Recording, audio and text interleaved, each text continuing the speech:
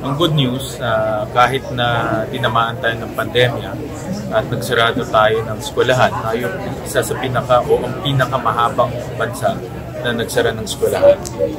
Hindi bumaba yung ating PISA scores. Pero ang bad news, nag-stagnate yung ating PISA scores, hindi na tumaas rin.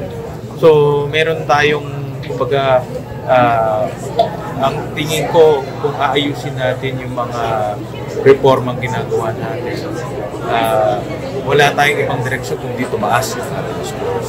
So, ano ba itong mga reformang ito? Nakita ko na importanteng palakasin natin o intensify natin yung learning recovery. Yung importante dito, pag sinabi kong learning recovery, magbasa at magbilang. Numeracy and literacy. Yan ang pinakamahalaga. So, naumpisahan na ngayon ng DepEd, pero ang aking proposal, buhusan pa ng pondo para yung ating mga eskwelahan, kaya nila gawin to ng maramihan.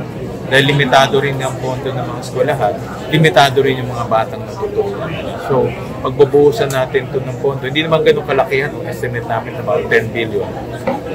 Mas marami tayong batang matuturuan magbasa at magbilang. So, that's number one. At number two, naumpisa na ng DepEd, baguhin yung curriculum. Napakahalaga ito dahil yung dating curriculum talagang ang daming competencies na almost 16,000. Nabawasan na ngayon to about 4,000. So malaking bagay yan. Pero long term yan. Hindi natin makikita yung resulta niyan. It will be about 10 to 12 years pa dahil curriculum yan. So ang importante ngayon dahil ang next PISA examinations 2025, ano ba ang pwede natin gawin in the next 3 years para makita natin ang improvement? So, ang nakikita ko nga dyan, una-una, learning recovery, intensify yung reading and counting or numeracy. Pangalawa, yung mga teachers natin, tuloy-tuloy yung training nila, lalo na yung mga incumbent teachers natin, mga teachers natin na sa school. Pangatlo, tuloy-tuloy rin yung pagre-reforma ng mga sistema natin. For example, masulat doon sa report na kulang tayo sa mga libro, kulang tayo sa materyales. At lastly, ito lumabas rin sa report, napakahalaga yung papel ng magulang.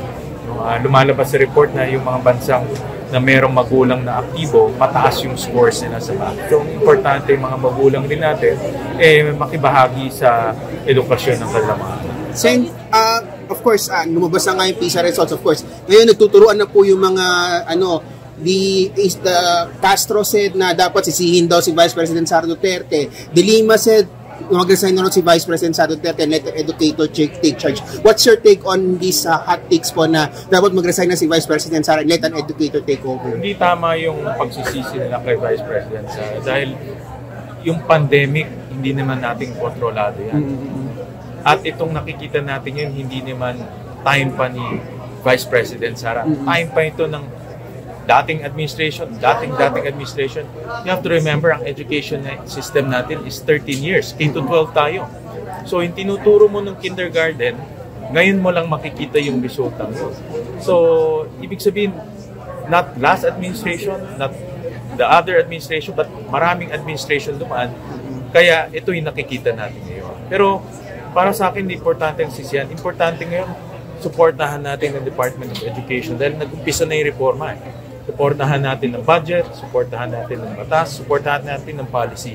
No, dahil nag-umpisa yung reforma at walang patutunguhan ng pagsisisihan, ang importante yung supportahan natin. Gaanong suporta ang kailangan ng DepEd ngayon? I mean, DepEd's budget nga po is for the 2024 is nearly, medyo yun pa rin po malaki, nearly 700 billion pa rin po. Anong suporta pa rin po ang kailangan ng DepEd? Nasabi nga ni AC kanina na DepEd na ang pinakamataas in terms of budgetary allocation. Pero nakita nyo kanina sa presentation na kumpara natin sa OECD countries. Ang OECD countries, $120,000 per student, $120,000 per student allocation. Sa atin, it's only 11,000. So, 1/10 of what OECD countries are allocating. So, malayong-malayo pa tayo.